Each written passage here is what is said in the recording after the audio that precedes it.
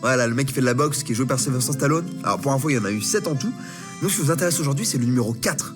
Regardez.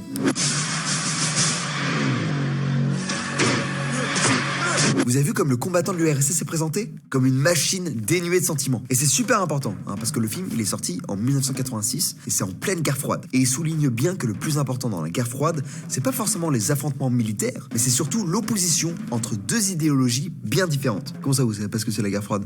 Bon allez, c'est parti pour une nouvelle anti-sèche.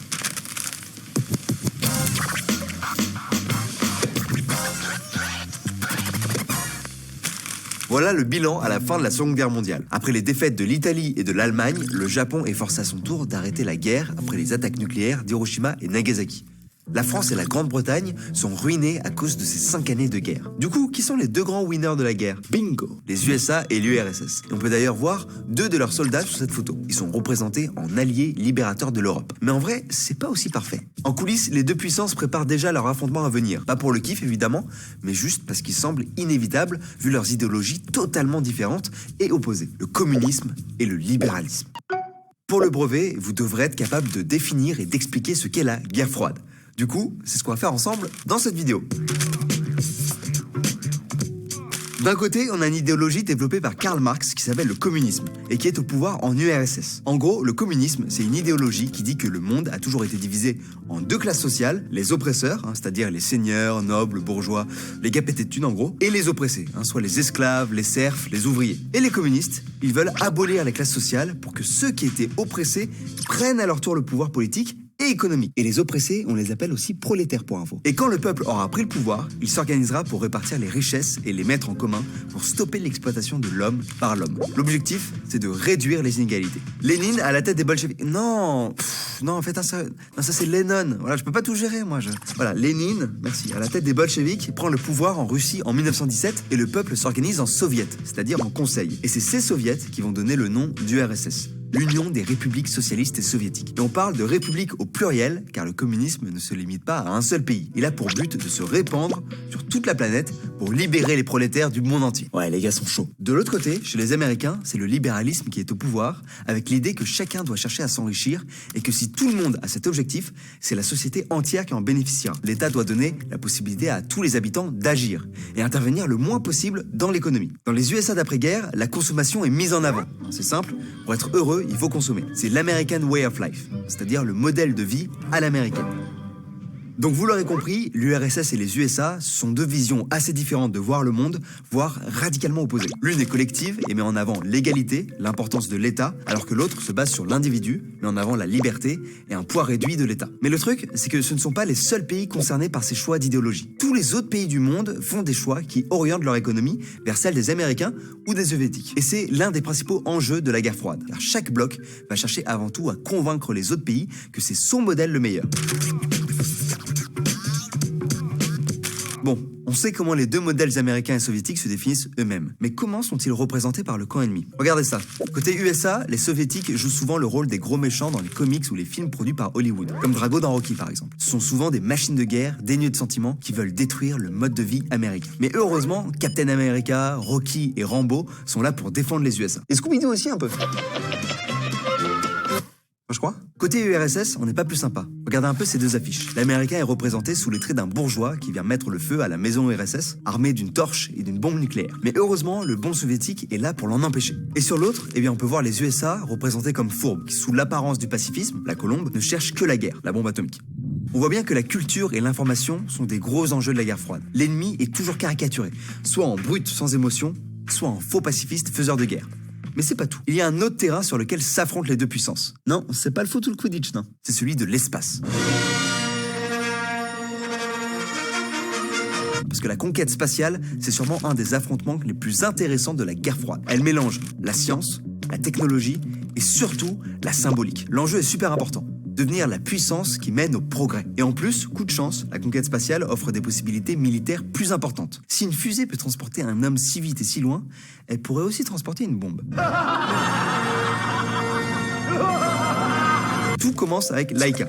C'est elle. C'est le premier être vivant à aller en orbite autour de la Terre. C'est mignon, hein? C'est les Russes qui ont réalisé cet exploit en novembre 1957. Bon, par contre, elle sera pas la première à en revenir vivant parce qu'elle décède dans sa capsule nommée Sputnik. Ah, là, c'est moins mignon. En 1961, le premier qui réussit cette performance s'appelle Yuri Gagarin. Et c'est un soviétique lui aussi. Mission réussie pour l'URSS, puisque le monde entier entend parler de cette histoire. À ce moment-là de la guerre, c'est plus qu'un succès technologique, c'est la réussite de toute une nation et d'une idéologie. Mais les Américains se laissent pas faire. Ils voient cet événement comme un affront et ils peuvent pas laisser les Soviétiques faire les malins comme ça. Du coup, en 1962, John Fitzgerald Kennedy prononce un discours devant 35 000 personnes dans lequel il dit « We choose to go to the moon ». Il promet ainsi aux Américains et au monde qu'un homme posera un pied sur la Lune avant la fin de la décennie. Un homme américain, évidemment. Et vous connaissez la suite, puisqu'en 1969, Neil Armstrong et Buzz Aldrin sont les premiers hommes à marcher sur la Lune.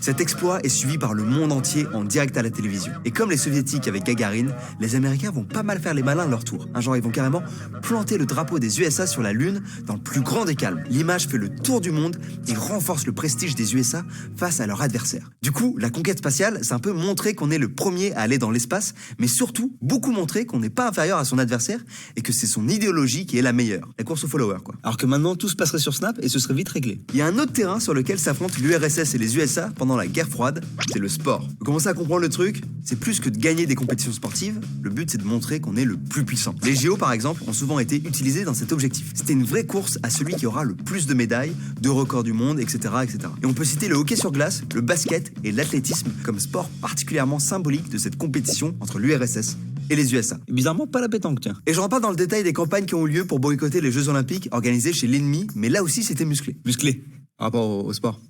Muscle. Bon, si on résume un peu la situation, on sait que la guerre froide est un affrontement qui repose sur l'existence de deux idéologies qui s'opposent, le libéralisme et le communisme. Cette opposition, elle entraîne des conflits entre deux grandes puissances, USA et URSS. Et ces conflits, ils prennent des formes plutôt surprenantes, comme la conquête spatiale, les compétitions sportives, mais aussi les conflits armés.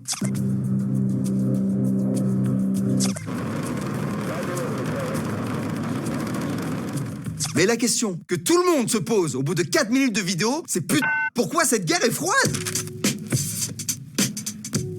Eh ben c'est simple, parce que ces deux superpuissances ne vont jamais s'affronter directement. Voilà, bonne chance pour le brevet, à plus! Bon, j'explique un peu plus. Ça veut pas dire qu'il n'y a aucune bataille liée à la guerre froide, mais ça veut dire que les deux armées vont s'affronter par pays interposés. Par exemple, la division de la Corée en Corée du Nord et Corée du Sud fait suite à une guerre qui oppose les Coréens du Nord, soutenus par l'URSS et la Chine communiste, aux Coréens du Sud, aidés militairement par les Américains. Il y a aussi la guerre du Vietnam, qui opposera l'armée américaine à des forces communistes soutenues par l'URSS. Mais si les deux puissances ne s'affrontent pas directement, c'est à cause de la bombe nucléaire. Pour rappel, elle a été conçue par les Américains pendant la Seconde Guerre mondiale et le projet Manhattan. Les Soviétiques, de leur côté, ils essayaient aussi de la fabriquer, mais ce sont les Américains qui sont les premiers et ils s'en servent sur la ville d'Hiroshima le 6 août 1945. Le résultat est effroyable. Avec une seule bombe, la ville fut détruite dans un rayon de 12 km. Le nombre de victimes reste incertain, mais on pense qu'il y a eu 100 000 morts. Avec une seule bombe. Si les Américains ont lancé cette bombe, c'est officiellement pour forcer les Japonais à se rendre. Mais certains pensent que c'était aussi un message fort pour Staline et l'URSS, pour leur dire qu'ils ont la supériorité militaire. En 1949, les Soviétiques s'équipent à leur tour de la bombe nucléaire, et on entre alors dans ce qu'on appelle l'équilibre de la terreur. En gros, on est dans cette situation.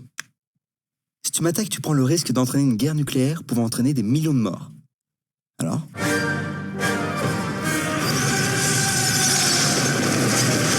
La bonne ambiance. Alors imaginez un peu, chaque puissance possédait plus de 30 000 bombes, de quoi détruire une bonne partie de la planète. Alors oui, bien sûr, la bombe atomique, elle fait vachement peur, mais on peut peut-être voir les choses différemment. Est-ce que la guerre serait restée froide si l'URSS et les USA n'avaient pas eu l'arme nucléaire? Vu qu'en possédant l'arme, on empêche son ennemi d'attaquer. En fait, c'est comme avoir un dragon dans Game of Thrones. On appelle ça la dissuasion nucléaire, car celui qui attaque aurait une responsabilité énorme. Mais bon, rassurez-vous, la guerre froide s'est terminée après la chute du mur de Berlin, en novembre 89, et la dissolution de l'URSS en décembre 91.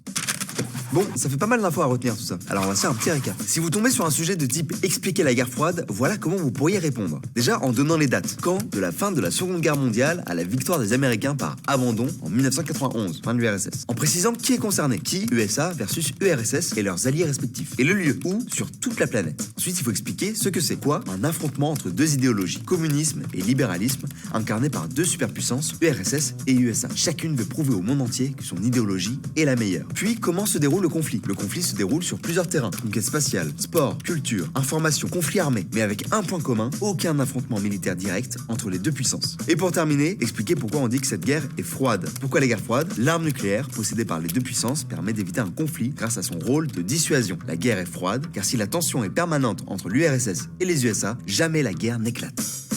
Bon, sur ce, je vais réviser l'intégrale de Rocky.